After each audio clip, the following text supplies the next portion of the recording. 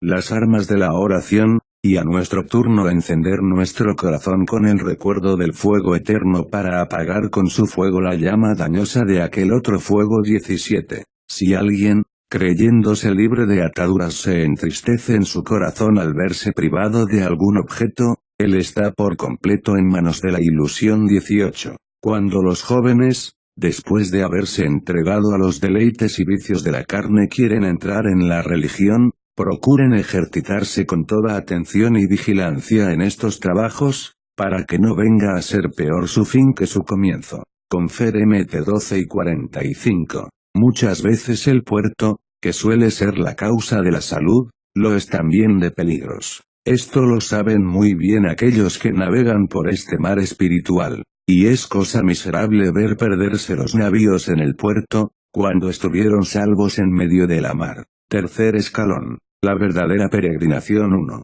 Peregrinación es el abandono constante y voluntario de todas aquellas cosas que nos impiden el propósito y el ejercicio de la piedad, que es honrar y buscar a Dios. Peregrinación es un corazón vacío de toda desconfianza, una sabiduría desconocida, una prudencia secreta, una vida retirada, un propósito secreto, amor del desprecio, apetito de angustias, deseo del amor divino, abundancia de caridad, renuncia a la vanagloria, un abismo de silencio. 2. Está en la naturaleza de las cosas que, en un principio, un pensamiento agite de un modo incesante e intenso a los amantes del Señor, como si ellos se consumieran en el fuego divino de este deseo de alejarse de la patria y de los suyos, el cual también los incita a querer ser afligidos y despreciados por amor de Dios. No obstante, a pesar de ser loable este sentir, es necesario, además, un gran discernimiento, porque en último término, no toda peregrinación es igualmente buena. 3. Ningún profeta es honrado en su tierra. JN 4 y 44, ha dicho el Señor, debemos velar, sin embargo, a fin de que nuestro exilio voluntario no se transforme en ocasión para la vanagloria. Porque la peregrinación verdadera es el perfecto apartamiento de todas las cosas con la intención de que nuestro pensamiento jamás se aparte de Dios. El peregrino es un amante perpetuo del llanto arraigado en sus entrañas por la memoria de su Creador. Peregrino es el que siempre aparta de sí la memoria y el afecto, tanto de parientes como de extraños por ser impedimentos para ir a Dios. 4. Aquel que se haya resuelto por esta peregrinación, por esta soledad, no debe detenerse en el mundo para escuchar a las almas amigas, por temor de ser asaltado, en ese tiempo, por el enemigo, ya que hubo muchos que pretendiendo llevar consigo a estos perezosos y negligentes, perecieron junto con ellos, apagándoseles en el interín la llama del fuego divino. Por lo tanto, cuando sintieras en ti esta llama y esta divina inspiración, corre presuroso, pues no sabes en qué momento ha de apagarse dejándote a oscuras. No todos somos llamados a salvar a los otros, porque, como dice el apóstol, cada uno dará a Dios cuenta por sí, Rom 14 y 12, y en otro sitio, tú, en suma, que enseñas a otros, como no te enseñas a ti mismo, Rom 12 y 21, como si dijera, en lo que concierne a los demás, no sé, mas cada cual responderá, seguramente, por sí mismo. 5. En tu peregrinar guárdate del demonio del vagabundaje y del amor a los placeres, pues la peregrinación suele dar ocasión a este demonio. 6. Gran cosa es haber mortificado el apego a las cosas pasajeras, y la peregrinación es la madre de esta virtud. 7. Los que son peregrinos por amor a Dios, han de abandonar todos sus apegos, y estar como muertos para con todas las cosas, a fin de no estar por una parte alejados del mundo, y por la otra atrapados por sus lazos. 8. Quienes se han alejado del mundo, que no vuelvan a tocarlo, pues muchas veces los vicios largo tiempo adormecidos, suelen despertar a su contacto. 9. Nuestra madre Eva contra su voluntad salió del paraíso, mas el exilio del monje es voluntario. Aquella fue arrojada a fin de que no comiera nuevamente del árbol de la desobediencia, este debe alejarse por el peligro que representan, para su anhelo, los parientes según la carne. 10. Huye entonces, como de un grandísimo azote, de la vecindad de estos lugares del mundo, pues cuando el fruto está ausente, menos mueve al corazón. 11. Otro modo que tienen estos ladrones de engañarnos, es sugerirnos que no nos apartemos de los seculares, diciéndonos que mayor será nuestra recompensa, si viendo mujeres y andando en medio de ellas, permanecemos castos. No debemos escucharlos sino, más bien, hacer todo lo contrario. 12. Después de habernos alejado un tiempo de nuestra patria y de haber adquirido un poco de piedad, de compunción y de abstinencia, los demonios comenzarán a combatirnos, generando en nosotros pensamientos de vanidad e incitándonos a retornar a nuestra patria para edificación y ejemplo de todos aquellos que antes nos vieron vivir desordenadamente en el siglo. Y si por ventura tenemos alguna ilustración o alguna gracia en el hablar, entonces nos empujan fuertemente hacia el siglo, para que nos transformemos en maestros y salvadores de almas. Todo esto a fin de que la hacienda que con mucho trabajo adquirimos en el puerto, la perdamos en alta. 13 de marzo. Esforcémonos por imitar a Lot, y no a la mujer de Lot, porque el alma que retornara al lugar del cual salió, ha de transformarse en sal y permanecerá inmóvil como una estatua. Confergen 19 y 24, 14. Huye, entonces, de Egipto, y hazlo de tal manera que nunca jamás vuelvas, porque los corazones que allí volvieron no alcanzarán la Jerusalén de la impasibilidad. 15. Con todo esto, sin embargo, no es malo para aquellos que al principio de su conversión dejaron la patria, y todas las cosas con ella, por conservarse en la infancia de su profesión y a fin de cerrar las puertas a todo cuanto podía dañarlos, que después de confirmados y adelantados en la virtud, y perfectamente purificados, vuelvan a ella para hacer partícipes a otros de la salvación que ellos mismos alcanzaron. Porque aquel gran Moisés que vio a Dios y que por él fue enviado para salvar a su pueblo, pasó muchos peligros en Egipto, y muchas aflicciones y trabajos en este mundo por tal causa. 16. Más vale entristecer a nuestros padres que a nuestro Señor, porque Él nos creó y redimió, pero aquellos muchas veces destruyeron a los que amaron, y los entregaron al tormento eterno. 17. Peregrino es aquel que, como hombre de otra lengua que mora en una nación extranjera entre gente que no conoce, vive solo consigo en el conocimiento de sí mismo. 18. Que nadie piense que nos separamos de nuestra patria y de nuestros deudos porque los aborrezcamos, nunca quiera Dios que tal sea nuestra intención, sino para evitar el daño que de su parte puede llegarnos. 19. En ese punto, como en todo lo demás, tenemos a nuestro Salvador por maestro y por ejemplo, el cual muchas veces se alejó de la Virgen y del Santo José, y cuando le dijeron, tu madre y tus hermanos te buscan, Confer Mt 12 y 47, nuestro buen maestro nos enseñó este santo odio y esta libertad del corazón al responder, mi madre y mis hermanos son los que hacen la voluntad de mi Padre, que está en los cielos. Confer Mt 12 y 50, 20. Ten por Padre, entonces, a aquel que puede y quiere trabajar contigo para ayudarte a descargar el fardo de tus pecados, sea tu Padre la compunción, que tiene el poder de lavar la suciedad de tu alma, sea tu hermano aquel que trabaja y lucha a tu lado en tu curso hacia el cielo, sea tu mujer y compañera, que de tu lado no se aparte, la memoria de la muerte. Sean tus hijos bien amados, los gemidos del corazón, que tu siervo sea tu cuerpo, y tus amigos las santas potencias, que te serán de utilidad en la hora de la muerte, si tú cultivaras ahora su amistad. Esta es la familia espiritual de aquellos que buscan a Dios. 21. El amor de Dios excluye el amor desordenado de los padres. Se engaña a aquel que pretende poseer a los dos al mismo tiempo, pues él ha dicho, nadie puede servir a dos señores. Mt 6 y 24, 22. No penséis que he venido a poner paz, sino espada. Mt 10 y 34. Dice el Señor en otra parte, porque vine a apartar a los amadores de Dios de los amadores del mundo, y a los terrenos y ambiciosos de los espirituales, y a los ambiciosos de los humildes, porque el Señor se regocija de los conflictos y separaciones cuando ellos se producen por amor a él. 23. Ten cuidado, no estés secretamente atado por el amor de los tuyos, pues te arriesgas al verlos andar naufragando en el diluvio de las miserias y trabajos de este mundo y tratar de socorrerlos, a perecer junto con ellos en ese mismo diluvio. No te dejes conmover, entonces, por las lágrimas de tus padres y de los amigos que lloran tu salida del mundo, para no tener que llorar tú mismo, por toda la eternidad 24. Cuando ellos te cercaran como abejas, o mejor, como avispas, y comenzaran a lamentarse sobre ti, no lo dudes un solo instante, fija, sin abstracciones, los ojos de tu alma sobre tu muerte y sobre el recuerdo de tus acciones pasadas, a fin de arrojar, con tu pena, a otra pena.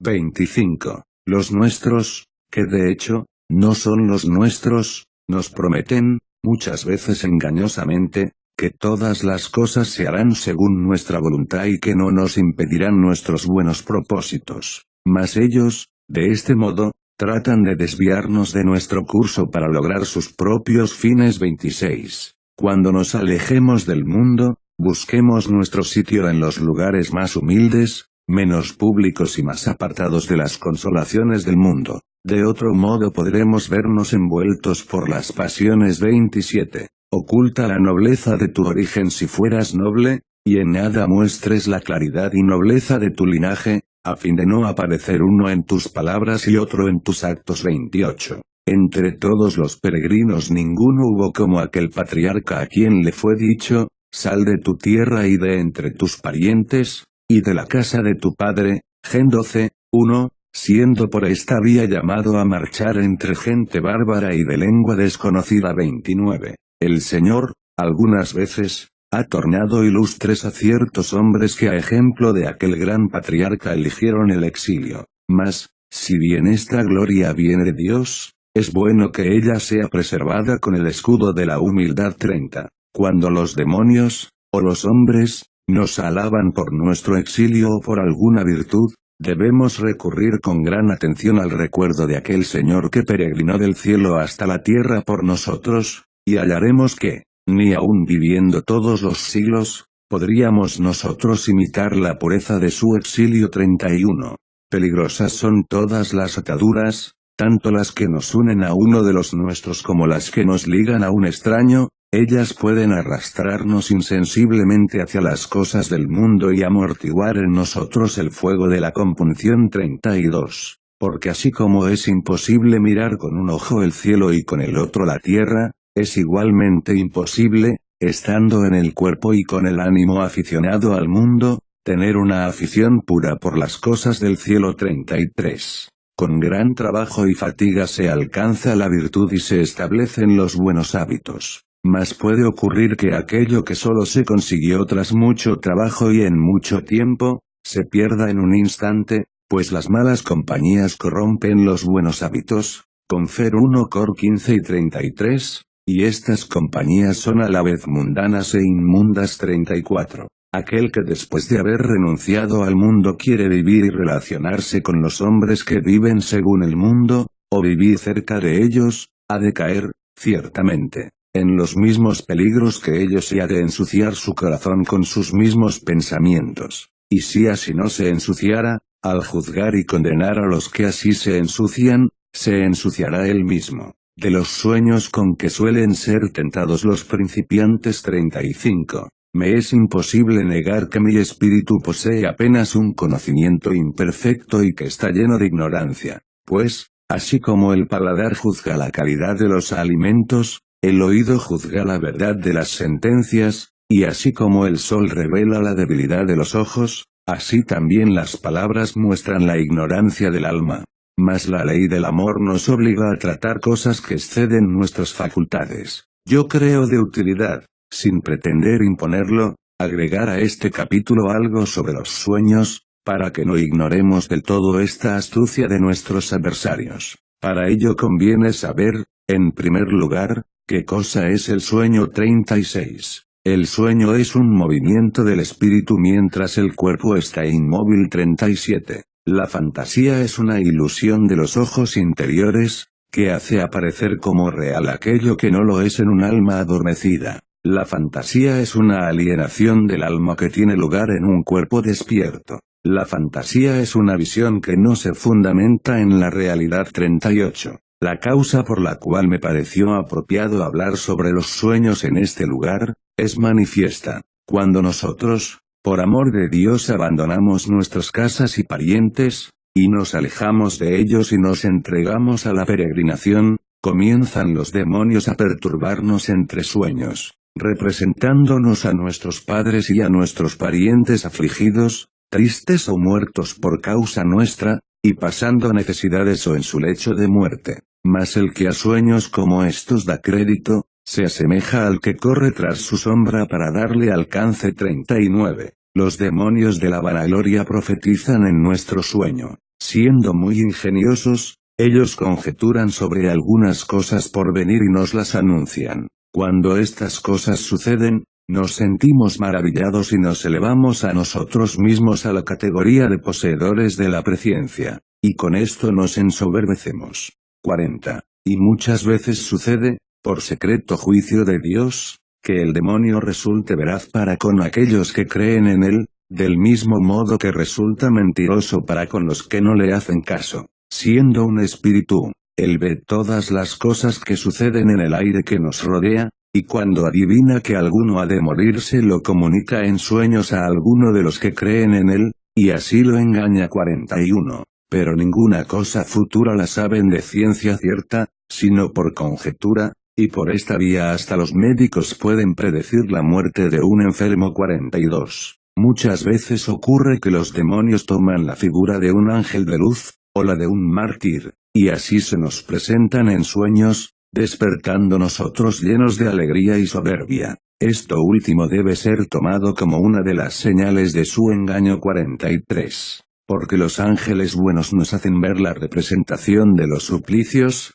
los juicios y las separaciones, y cuando despertamos lo hacemos tristes y temerosos. 44. Aquellos que comienzan a creer a los demonios en sus sueños, terminan siendo engañados fuera de los sueños. Por todo esto, es de locos y malvados el dar crédito a tales vanidades, mas el que ningún crédito les da, este es un verdadero sabio. 45. Debes creer, entonces, solamente en aquellos sueños que te predican pena y juicio, y si esto te mueve a desesperación, debes entender que también esto te viene del demonio. Cuarto escalón, de la bienaventurada obediencia. 1. Habiendo hablado de la peregrinación y del menosprecio del mundo, es muy oportuno, ahora, hacerlo sobre la obediencia para doctrina de los nuevos caballeros y guerreros de Cristo.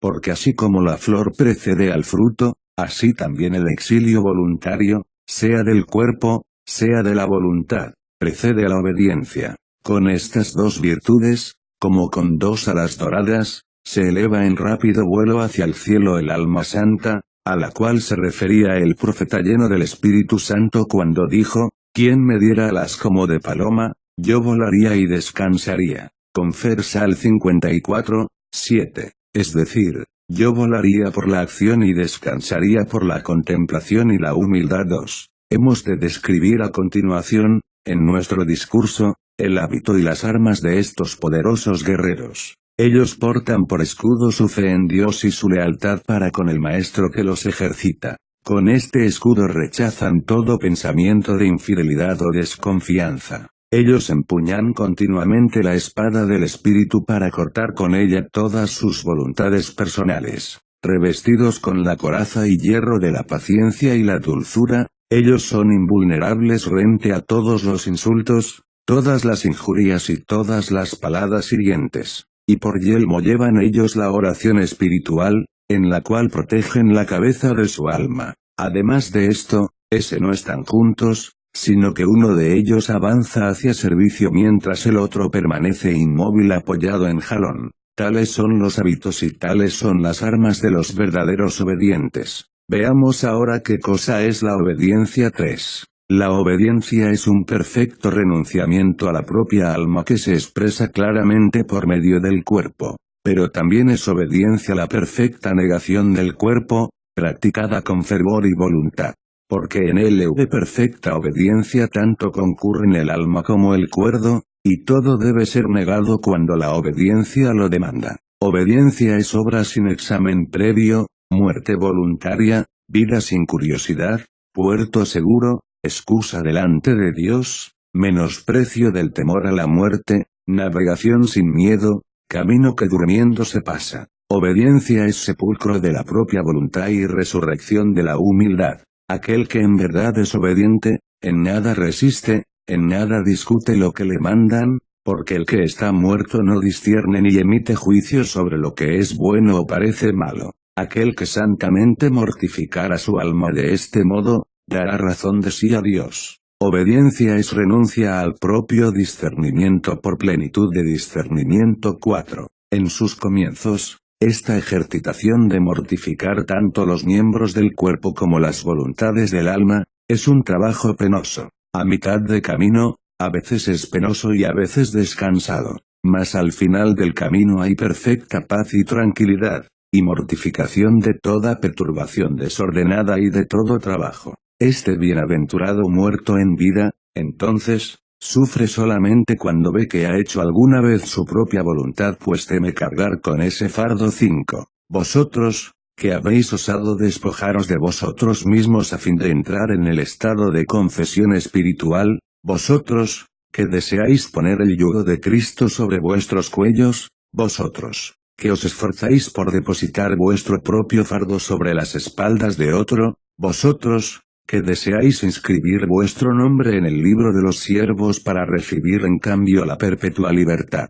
Vosotros, que deseáis atravesar a nado el ancho mar de este mundo sostenidos por la mano de otro, sabed que hay para esto un camino corto, aunque áspero, particularmente en su comienzo, al que llamamos estado de obediencia. Existe en este camino un peligro fundamental, el cual es la libre disposición de uno mismo, mas aquel que escapare de este peligro alcanzará, ciertamente, todas las cosas espirituales y honestas, porque la obediencia consiste en desconfiar de uno mismo en todas las cosas, por buenas que ellas parezcan, hasta el fin de la vida. 6. Cuando por amor al Señor determinemos inclinar nuestra cerviz y confiarnos a otro con el deseo de alcanzar la verdadera humildad y la salvación, antes mismo de ingresar en esta milicia, si es que hay en nosotros una chispa de juicio y discreción, debemos examinar, escudriñar, someter a prueba, por así decirlo,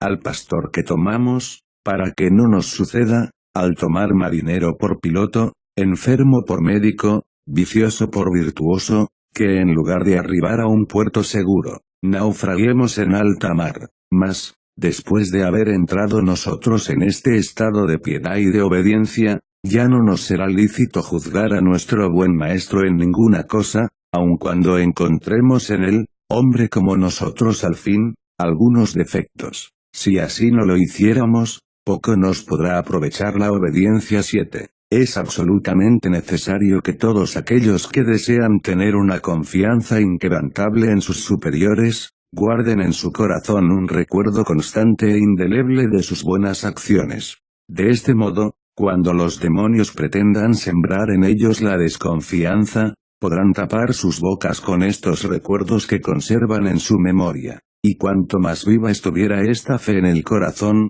tanto más pronto estará el cuerpo para los trabajos de la obediencia. Ese el que hubiera caído en infidelidad contra su padre, espiritual, téngase por caído de la virtud de la obediencia. Por tal motivo, cuando algún pensamiento te instigare y juzgues o condenes a tu superior, huye de él como del espíritu de la fornicación, y jamás le des lugar, ni descanso, ni dejes iniciativa alguna en manos de serpiente. Habla con este dragón y dile, oh perverso engañador, no soy yo el que ha de juzgar a mi superior, sino él a mí. Yo no soy su juez sino el mío. 9. Los padres enseñan que la salmodia es un arma, que la oración es una muralla y que las lágrimas son un baño, mas, de la bienaventurada obediencia, dicen que ella es semejante a la confesión de fe, porque con ella hace el hombre sacrificio de sí mismo. 10. Aquel que está sujeto a obedecer a otro, pronuncia sentencia contra sí mismo.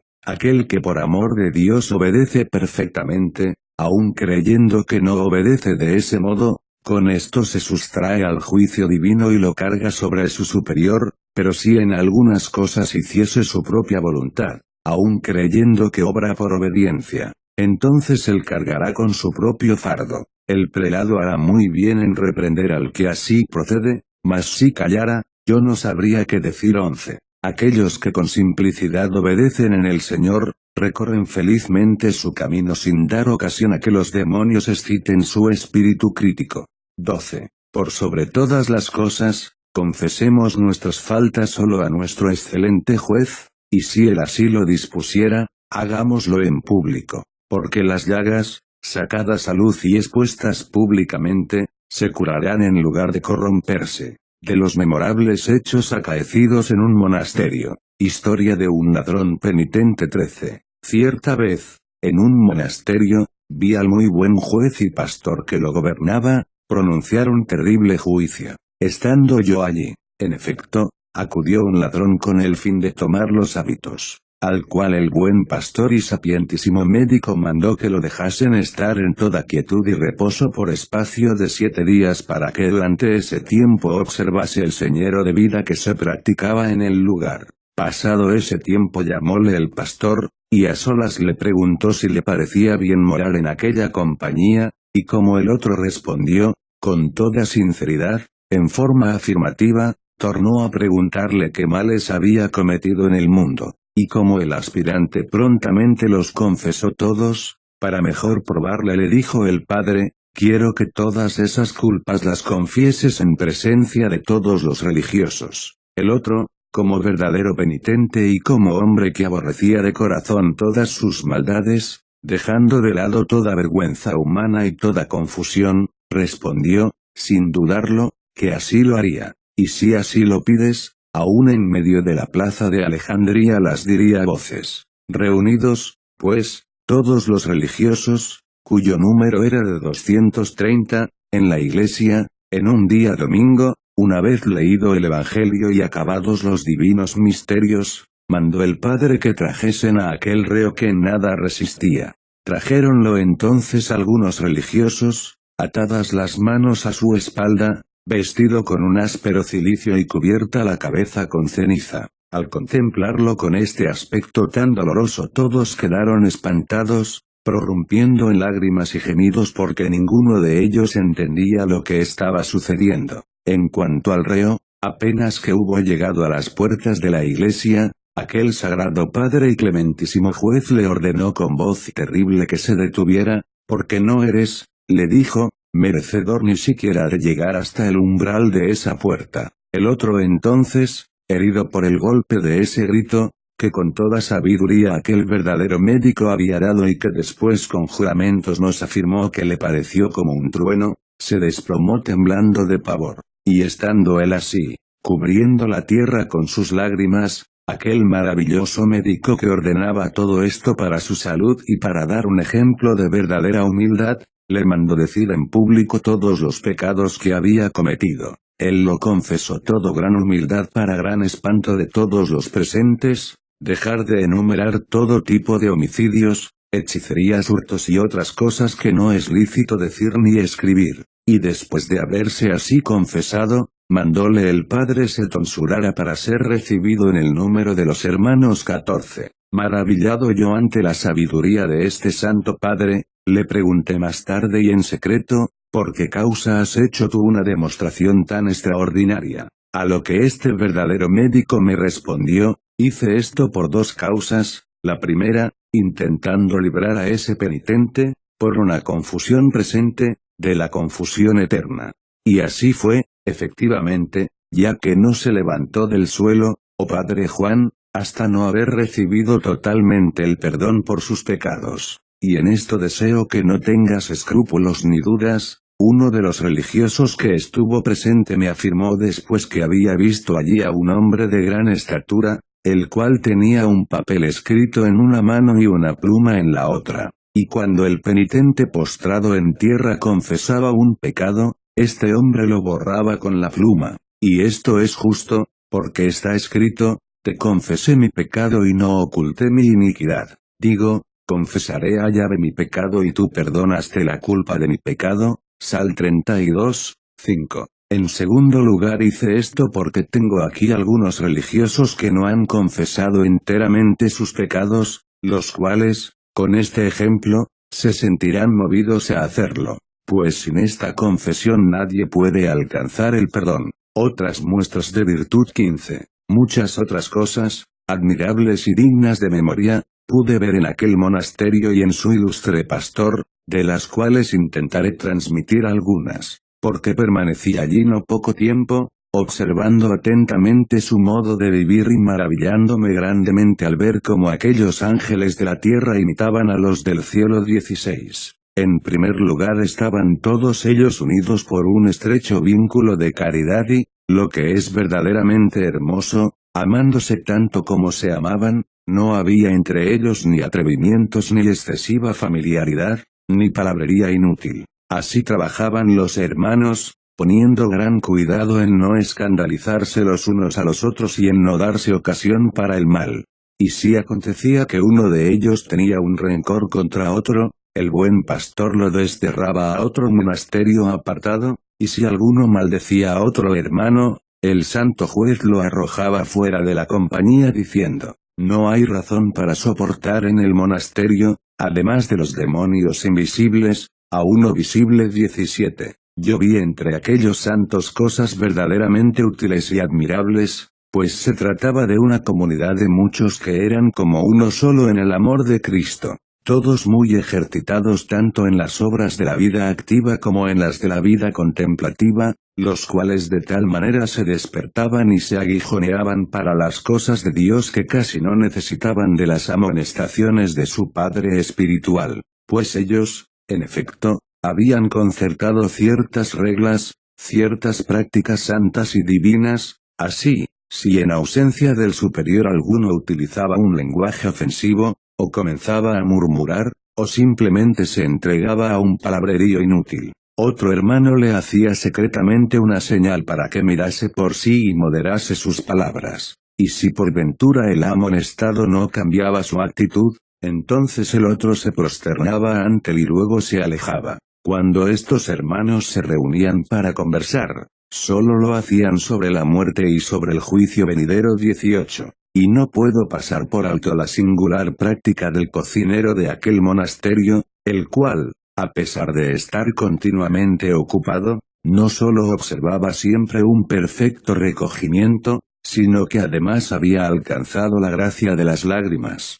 Al preguntarle lleno de curiosidad cómo había él obtenido tal gracia, me respondió, jamás pensé que servía a los hombres sino a Dios, nunca me consideré digno de la quietud y el reposo, y ante la vista del fuego material siempre acude a mi mente la memoria del fuego futuro. 19. Otra extraordinaria práctica que era habitual entre los hermanos, era la de continuar con sus ejercicios espirituales aún sentados a la mesa. Tenían para esto ciertas señales con las cuales se exhortaban los unos a los otros al estudio de la oración incluso mientras comían, y del mismo modo procedían, no solamente cuando estaban a la mesa, sino toda vez que se encontraban 20. Cuando alguno cometía una falta, cada uno de los que lo habían visto le suplicaban les permitiera dar cuenta de ella al superior y recibir la penitencia, y aquel gran varón, como conocía este proceder de sus discípulos,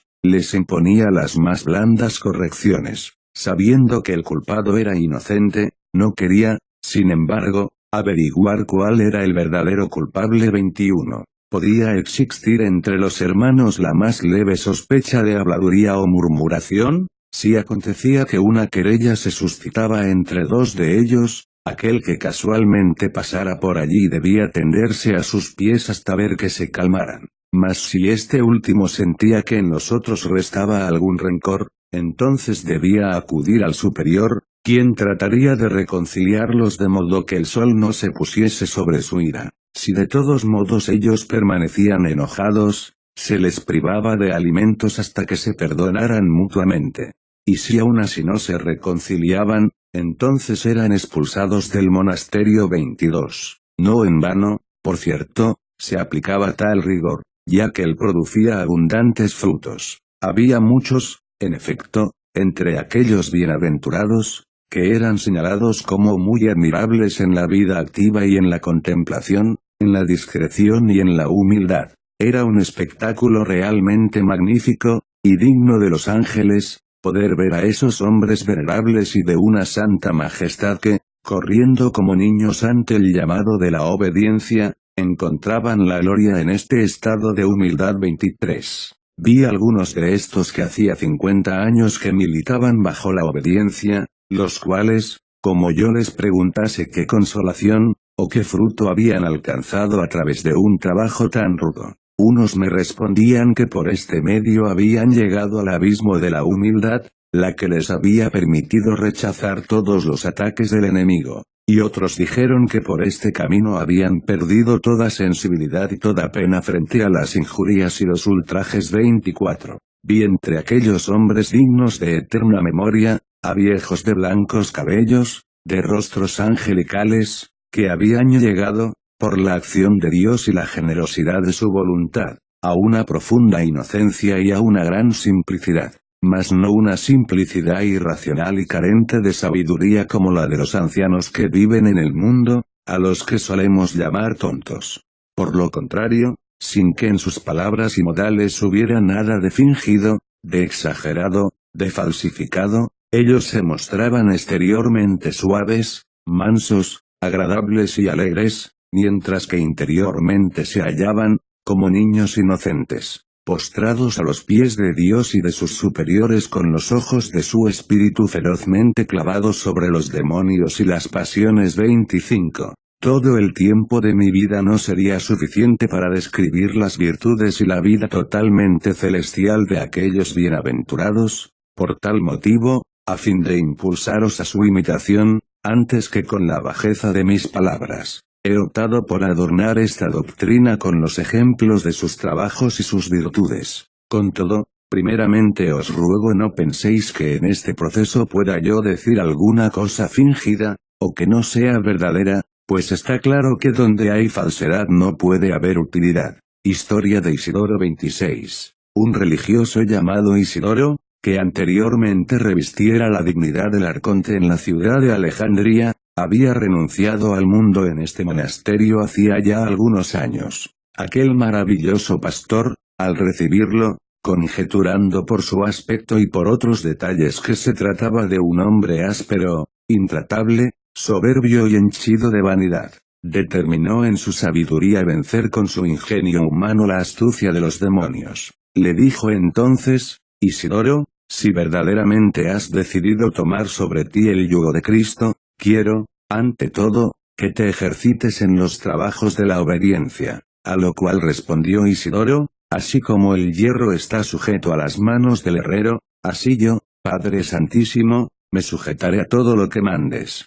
Pues quiero, dijo el pastor, que permanezcas a la puerta del monasterio y que te arrojes a los pies de todos los que entran o salen, diciendo: ruega por mí, Padre, que soy epiléptico. Y a todo esto obedeció Isidoro como un ángel al Señor, habiendo pasado 7 años en aquella obediencia, y alcanzado por este medio una profundísima humildad y compunción, quiso el Padre, después de este ejercicio de paciencia de la que tan gran ejemplo había dado, sumarlo al número de los religiosos y honrarlo con sus órdenes por encontrar que, verdaderamente era merecedor de ellas. Pero Isidoro, por intermedio de otras personas y de mí mismo, miserable como soy, le suplicó que lo dejase en ese mismo lugar y haciendo lo que hasta ese momento había hecho hasta el fin de su carrera, dando a entender, de modo enigmático y oscuro, que su fin se aproximaba. Y así ocurrió, pues pasados 10 días de haberle permitido el Santo Maestro permanecer en ese lugar, por medio de aquella sujeción e ignominia, el buen Isidoro pasó a la gloria, y 7 días después de dormir se llevó consigo al portero del monasterio, al cual prometiera que si después de su muerte obtenía algún crédito con el Señor, lo pediría por compañero perpetuo. Todo esto fue para nosotros indicio cierto de sus merecimientos, de su perfecta obediencia y de su sagrada y divina humildad. 27. Cuando aún vivía, pregunté cierta vez a Isidoro qué pasaba por su espíritu mientras él se comportaba según lo había dispuesto su superior frente a la puerta del monasterio. Deseando ser de utilidad, Este santo varón me respondió, al principio hacía de cuenta que había sido vendido como esclavo por causa de mis pecados. Así, haciéndome gran violencia, con gran amargura, me arrojaba a los pies de todos los que entraban o salían. Pasado apenas un año, realizaba esto sin violencia y sin tristeza, esperando de Dios el galardón por mi paciencia. Pasado otro año comencé, de todo corazón, a tenerme por indigno tanto de la compañía, de la conversación y de la vista de los padres del monasterio, como de la participación en los divinos sacramentos. Finalmente ya no pude siquiera levantar mis ojos para mirar a nadie a la cara, por tal razón, con la vista y el corazón, no menos que el cuerpo clavados en la tierra, rogaba a los que entraban y salían que pidieran por mi historia de Laurencio 28. Estando sentados cierta vez a la mesa, aquel gran pastor, acercando su sagrada boca a mi oreja, me dijo, ¿quieres que te muestre una sabiduría toda divina en una cabeza toda blanca? Como yo lo pidiera con insistencia, él llamó, de la mesa más cercana, a alguien cuyo nombre era Laurencio, que había vivido en ese monasterio durante casi 48 años y que era segundo presbítero del sagrario. El tal Laurencio acudió al llamado y, poniéndose de rodillas ante el abad, recibió de éste su bendición, mas, después que se hubo levantado, el superior lo dejó estar allí, sin comer, de pie y sin dirigirle palabra alguna. Permaneció así el religioso durante largo tiempo, tanto, que por vergüenza no osaba yo mirarlo a la cara. Recién al finalizar la comida le habló el abad ordenándole que recitara el principio del Salmo 39, 29. Como yo era muy malicioso, no dejé de tentar a aquel santo anciano pues tenía más de 80 años preguntándole qué pensaba mientras permanecía de ese modo en el refectorio. Y él me respondió, yo he puesto la imagen de Cristo en mi pastor, y todos sus mandamientos no los veo como salidos de él sino de Cristo. Por lo cual, oh Padre Juan, pareciéndome que estaba, no delante de la mesa de los hombres, sino ante el altar de Dios, hacía oración y no daba entrada a ningún tipo de pensamiento malo contra mi pastor, por la sincera fe y por la gran caridad que tengo para con él, porque está escrito, la caridad no piensa mal. También quiero que sepas, Padre, que después de haberse entregado a la simplicidad y a la inocencia, uno ya no da tiempo ni lugar a los ataques del maligno. Historia de un ecónomo 30. Y así como era de bienaventurado aquel pastor y padre de espirituales ovejas, así también lo era el ecónomo que la gracia de Dios había dado al monasterio, casto y moderado como cualquier otro, y manso como muy pocos. Aquel gran maestro quiso cierta vez tentarlo reprendiéndolo para edificación de los otros, mandó entonces, sin que hubiera causa para ello, que lo echasen de la iglesia. Como yo sabía de la inocencia del ecónomo en relación a la falta por la cual había sido castigado, asumí su defensa frente al superior, y el sapientísimo maestro me dijo, bien sé, padre, que él es inocente. Mas, así como es cosa cruel quitar el pan de la boca de un niño que se muere de hambre, del mismo modo es perjudicial, para el prelado y para los súbditos, si el que tiene a cargo sus almas no les procura a toda hora cuantas coronas viere que pueden alcanzar, ejercitándolos, en la medida que cada uno de ellos puede soportar, con injurias e ignominias, con objeciones y escarnios. Porque si esto no hace surgirán tres grandes injusticias. En primer lugar se privará al súbdito devoto del mérito de la paciencia. En segundo lugar, se privará del ejemplo de la virtud a los otros hermanos. En tercer lugar, y esto es lo más grave, suele ocurrir muchas veces que los que parecen más cercanos de la perfección, y más endurecidos por el sufrimiento, si el superior deja pasar más tiempo del debido sin probarlos, reprenderlos o ejercitarlos con alguna maña, con denuestos o injurias, como si ya fueran hombres de virtud acabada, terminan ellos por perder toda la dulzura y paciencia que tenían, porque aunque la tierra sea buena, gruesa y generosa, si le falta labranza y riego, o sea el ejercicio del sufrimiento de las humillaciones, suele hacerse salvaje, infructuosa, y producir las espinas del orgullo, de la malicia y de la presunción. Sabiendo esto, el gran apóstol escribe a Timoteo, insiste, reprende, exhorta, oportuna e importunamente, con Fer 2 Tim 4, 31. Yo repliqué, no obstante, a aquel verdadero guía, alegando la debilidad de nuestra generación e insinuando que muchos de los reprendidos sin causa, y a veces también los con causa, se desviaban y se apartaban de la manada. Él respondió a mi objeción diciendo, el alma que por amor de Dios está enlazada con vínculos de amor y fe con su pastor, sufrirá hasta derramar su sangre y nunca desfallecerá, mayormente si antes hubiere sido ayudada por él en la cura de sus llagas y agraciada con los beneficios y consolaciones espirituales, pues, ni ángeles ni principados, ni virtudes ni criatura alguna, podrán apartarnos de la caridad de Cristo, mas la que no estuviere así enlazada y fundida, por así decirlo, con su superior, maravilla será que no esté de más en el monasterio, porque su obediencia será fingida y no verdadera. Y, en verdad, aquel gran varón jamás fue defraudado, por lo contrario, él enderezó, perfeccionó y ofreció a Cristo muchas de estas ofrendas puras y limpias. Historia de Abaciro 32. Cosa admirable de ver y de oír es la sabiduría divina encerrada en vasos de arcilla.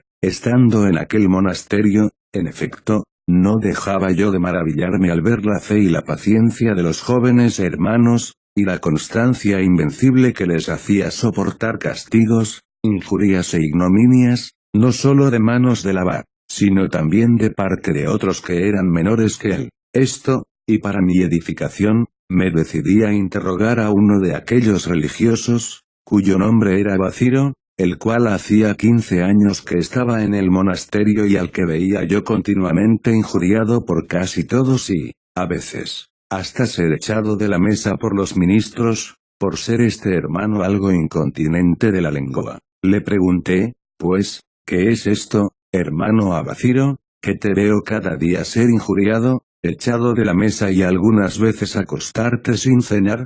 Y él me respondió, créeme, padre, lo que te digo, mis padres no obran así para injuriarme sino para probarme, y sabiendo yo que esa es la intención del superior, así como la de ellos, fácilmente, y sin molestia alguna, lo soporto todo. Pensando de este modo he sufrido 15 años, y espero sufrir más, porque cuando entré al monasterio ellos me dijeron que hasta los 30 años probaban a los que dejaban el mundo, lo cual, oh padre Juan, tengo yo por muy acertado, porque el oro no se purifica sino en el crisol 33. Este noble y generoso Abaciro, que falleció a los 2 años de mi llegada al monasterio, estando ya para morir dijo a los padres, gracias doy al Señor y a vosotros, padres, que para bien de mi alma continuamente me probasteis, ya que por tal causa he vivido hasta ahora libre de las tentaciones del enemigo. Y aquel santo pastor,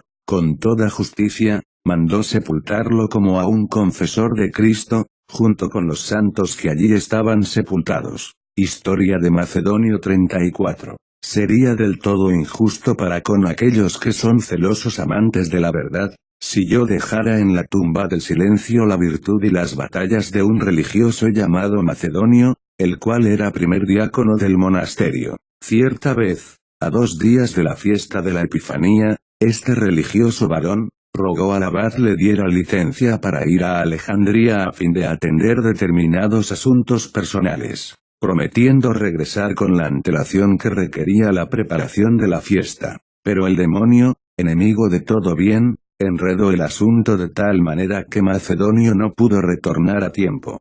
El abad entonces, como el religioso volviese un día tarde, lo privó de su oficio y le mandó ocupar el último lugar entre los novicios. Mas este buen diácono de paciencia, este archidiácono de constancia, aceptó el castigo tan sin tristeza y tan sin pesadumbre, como si otro, y no él mismo, fuera el castigado. Habiendo cumplido 40 días en esta penitencia, dispuso el sapientísimo padre que volviera a su antiguo puesto, pero, pasado un día, acudió el religioso al abad para pedirle que lo dejara regresar a la humillación de aquella ignominia, diciendo que había cometido en la ciudad un cierto delito que no era para decir. El pastor, sin embargo, Nul, sabiendo que decía esto más con humildad que con verdad, dio lugar al honesto deseo de aquel buen trabajador espiritual. Pude ver, entonces, aquellas venerables canas en medio de los novicios,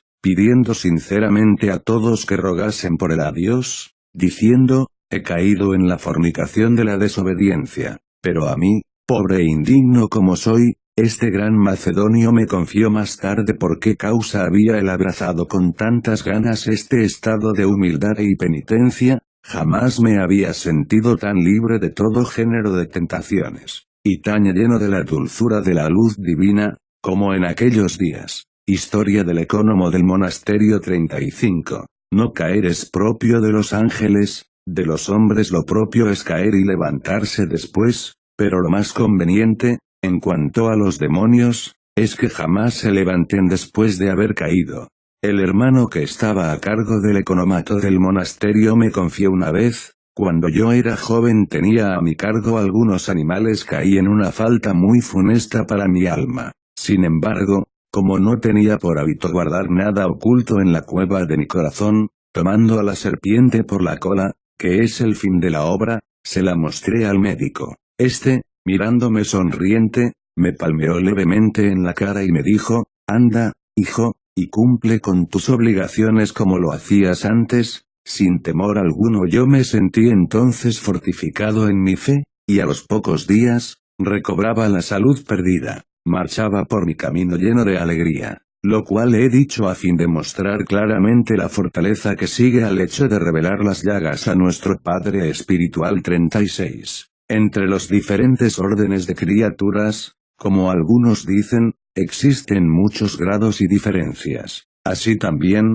en la sociedad de aquellos hermanos, había diferencias entre el progreso y las disposiciones de cada uno. El pastor entonces, cuando veía que algunos tenían tendencia a mostrarse y a llamar la atención de los seculares que visitaban el monasterio, los curaba dirigiéndoles, frente a esos visitantes, las palabras más ásperas e injuriosas y mandándoles a ejercer los oficios más bajos de la casa. De tal modo sanaban estos hermanos que luego, al ver llegar algún visitante, ellos huían con gran prisa. Era algo cómico ver a la vanagloria persiguiéndose a sí misma al huir de los hombres, cuya presencia antes procuraba. Historia de San Menna.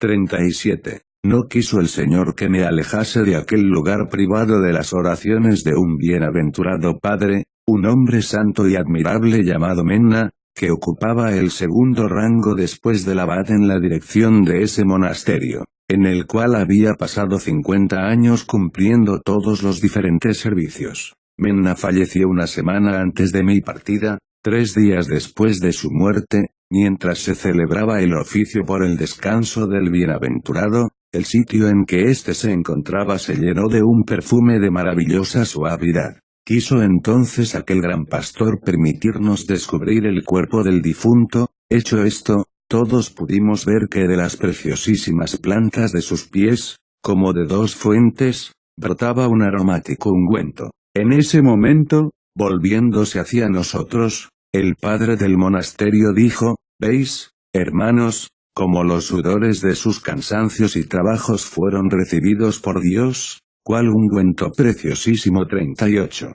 De este bienaventurado padre Menna contaban los religiosos de aquel lugar numerosísimos actos de virtud. Por ejemplo, cierta vez, viniendo el de afuera y habiéndose postrado ante el abad pidiéndole su bendición, según era costumbre, el superior, queriendo probar aquella paciencia que Dios le había dado, lo dejó estar así, postrado en tierra desde el principio de la noche hasta la hora de los maitines. Recién entonces acudió a darle la bendición, después lo reprendió severamente, reprochándole su impaciencia y diciéndole que todo lo hacía por vanidad y ostentación. Sabía muy bien el Santo Padre que Menna podría soportar todo aquello generosamente. En realidad había armado toda la escena para edificación de los otros. El discípulo de aquel bienaventurado Menna, que conocía todos los secretos de su maestro, y que a veces contaba algunos, nos confió más tarde que al preguntarle a su maestro si no se había dormido mientras estaba allí postrado, Él respondió que a lo largo de la noche había rezado todo el Salterio 39. No dejaré de entretejer en la corona de esta obra, la presente esmeralda. Cierta vez inicié una conversación sobre la Esichia, con algunos de aquellos santísimos ancianos. Ellos, con el rostro sereno y alegre, y sonriéndose, me dijeron: nosotros, oh Padre Juan, somos seres materiales, y hemos adoptado una manera de vivir material. Nosotros estimamos, en efecto, que debemos emprender un combate a la medida de nuestra debilidad, pareciéndonos más apropiado luchar con los hombres, que a veces son feroces y a veces son mansos, que con los demonios, los cuales siempre están enfurecidos y armados contra nosotros. 40. Otro de aquellos hombres dignos de eterna memoria, que me amaba mucho en el Señor y tenía conmigo una gran familiaridad, me dio en pocas palabras una suma de toda la vida religiosa, diciendo así: si verdaderamente tienes en ti, muy sabio, la fuerza del que dijo: todo lo puedo en aquel que me conforta, y si juntamente con esto el Espíritu Santo ha sobrevenido en ti con el rocío de la castidad y te ha hecho sombra con la virtud de la paciencia, ciñe entonces tus riñones como el hombre, el Cristo Dios con el lienzo de la obediencia. Levántate de la cena de la Esichia y lava con espíritu de contrición los pies de tus hermanos, o mejor, derríbate a los pies de toda la comunidad con un corazón abatido y humillado. Pon a la puerta de tu corazón guardianes severos y vigilantes. Esfuérzate siempre por mantener a tu alma inmóvil e inmutable en ese cuerpo movedizo, que permanezca ella en la quietud entre esos miembros que se mueven y se agitan. Y lo más paradojal, en medio de todos los desasosiegos y de todos los tumultos, guarda tu alma impávida. Refrena la desvariada y furiosa lengua para que no se lance a contradecir y a porfiar. Pelea contra esta despótica señora 70 veces al día. Fija tu espíritu a tu alma como al madero de una cruz, de modo que ella pueda, como el yunque, después de ser golpeada repetidamente por el martillo de la burla, del escarnio, de la injuria, permanecer siempre entera, lisa, llana e inmóvil. Desnúdate de todas tus propias voluntades, como de una vestidura ignominiosa, y así, desnudo, comienza a correr por el camino de la virtud. Reviste la coraza de la confianza hacia aquel que preside tu combate y no permitas que ninguna duda la falsee o la corrompa. Detén, con el freno de la castidad, al sentido del tacto, que desvergonzadamente se suele desmandar. Refrena, con la continua meditación sobre la muerte, la curiosidad de los ojos, para que no quieran en todo instante mirar vanamente la gracia o la hermosura de los cuerpos. Refrena también, con el perpetuo cuidado de ti mismo, la curiosidad de tu espíritu que, descuidado de sí, quiere siempre condenar al prójimo. Antes procura, en todo tiempo, mostrarle y usar con él toda caridad y misericordia, porque en esto nos conocerán todos, oh Padre Juan, que somos discípulos de Cristo, si en nuestra vida de comunidad nos amamos los unos a los otros. Confer JN 13.